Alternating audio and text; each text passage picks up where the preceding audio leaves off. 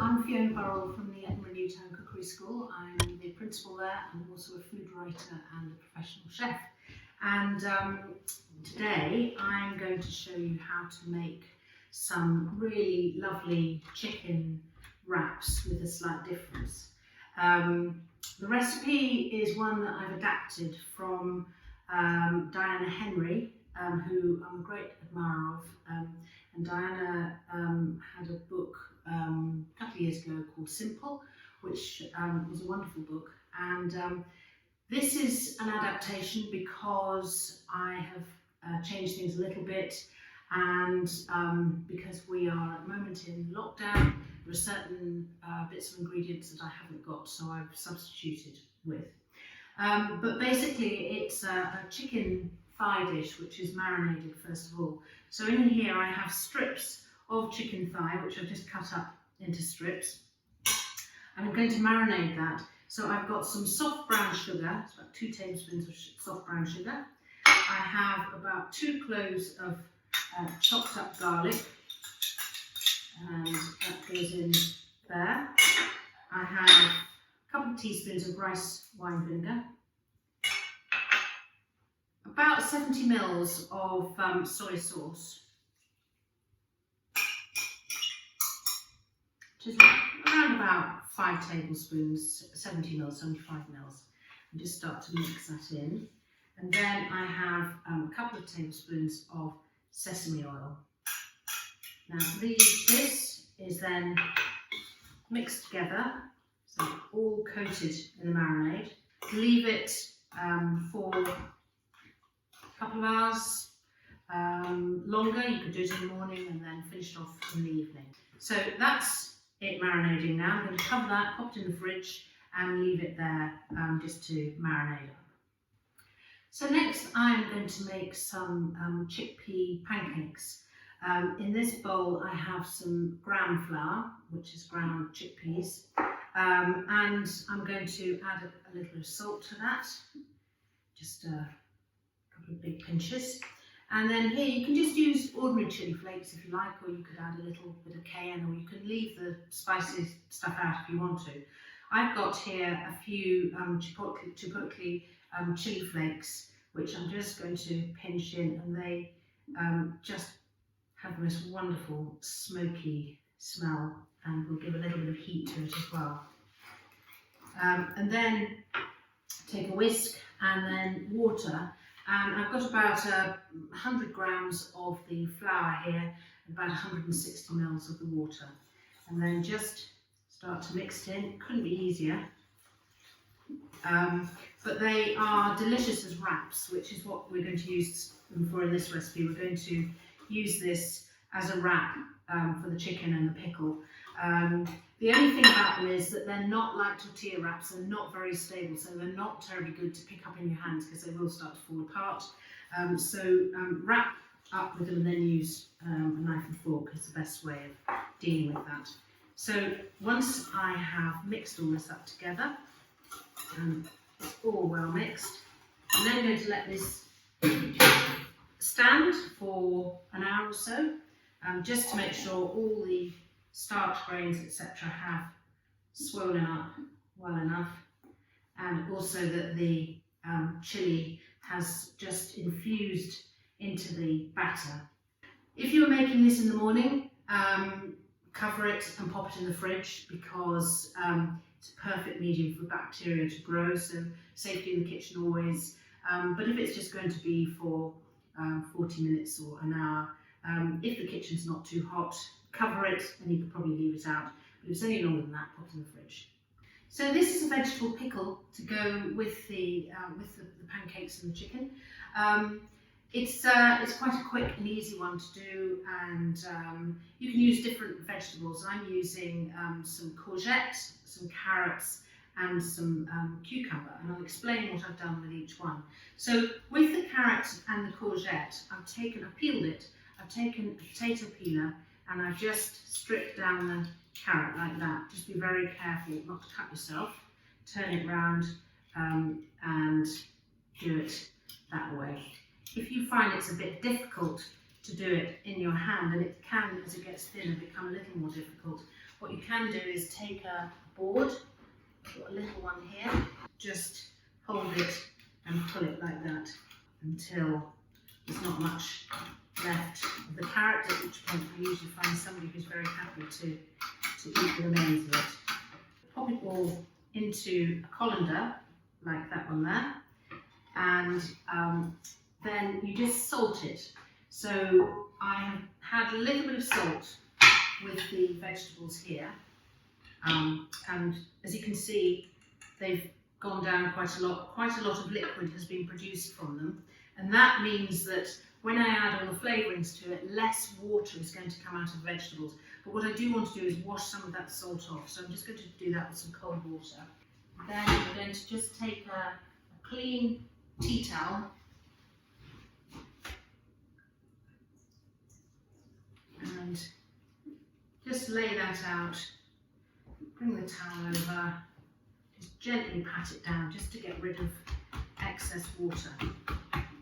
And for the cucumber, I meant to say what I do with the cucumber is cut in half lengthways, peel it, scoop out the seeds from the middle with a teaspoon, and then if you imagine the cucumbers like that, I cut it on a really exaggerated slant, so actually the cucumber pieces look a little bit like that. So once I've dried that off in the clean tea towel, I can pop that in there. Once it's all in there, I can add the other ingredients to that. So I've got a little bit of red chilli, which has just been chopped up. There's some shallot, which you can either finely slice or chop. A little bit of caster sugar. And then rice wine vinegar. And give that a mix. This can sit for an hour or so while you get everything else ready. Before you serve it, just taste it, and it might need a little more sugar, it might need a little more vinegar, it might need a pinch of salt. You just need to taste it and decide what it needs. It should have a sweet and sour taste. Right, I'm now going to make pancakes. I have got a smallish pan, adding a little bit of sunflower oil. Don't want too much, just a little bit to make the bottom of the pan moist. Sorry about the beeping. Got the mixture here.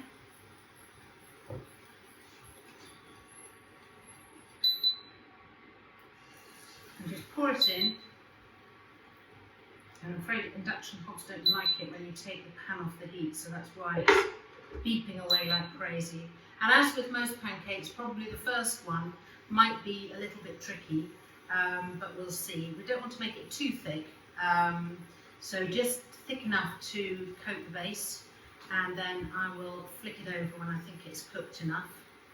So it's beginning to set on the bottom, so I'm just going to check that it's not getting caught anywhere, and once it's ready, just flip it over and then just cook it on the other side just for a minute or two. And so the first one is usually a little bit raggedy when you start off, so making any pancakes or crepes, the first one often ends up not quite working. It's to do with the pan not being quite hot enough. And then when you're ready, and it's looking toasty on both sides, just put it onto a tea towel. I'm just going to cover that over to keep it nice and smooth. So keep making these until you have no more. And if you find it's a little bit thick, just add a bit more water to the batter. And then just flip this over. See, this one's looking better. Okay. Then that's the second one made.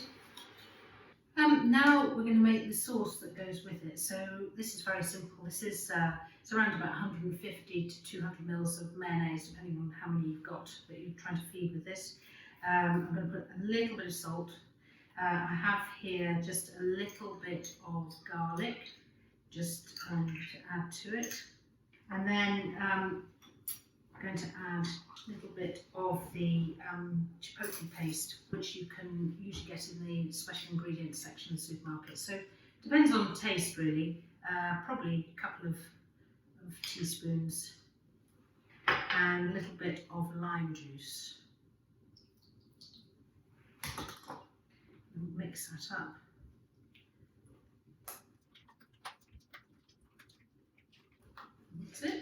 and then taste it before you put it into the bowl. Just a little bit. A bit more of this. That's the sauce ready to go with the meal.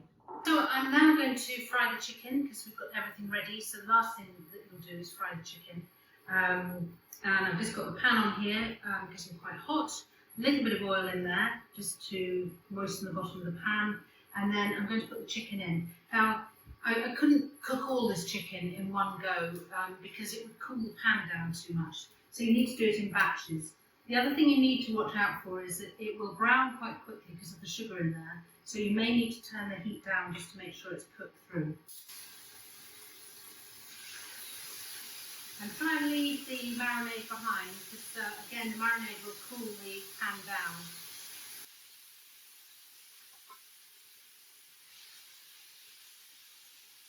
So there we go. I'll probably put about a third in, so you might need to do this. This is quite a big pan, but you might need to do this in 3 batches.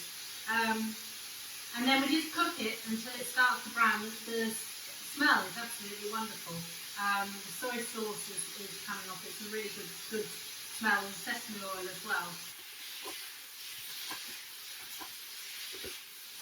So once you've turned it, then just leave it to brown. It's really important that it gets colour on it because the colour, it both helps to caramelise the outside and give a bit of a crust to it, but it also looks much nicer and more attractive. So don't keep stirring it.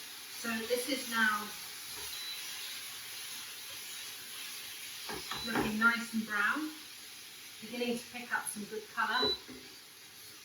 And then we have to just make sure that this is cooked all the way through. Now you can use chicken breast with this, but I find chicken thigh is much more forgiving. It's got more fat in it, and so it's less likely to dry out. And you know, you can be sure that it's cooked through without actually it becoming dry and tough. So this is very nearly ready. So I'm going to pop it into a warm dish.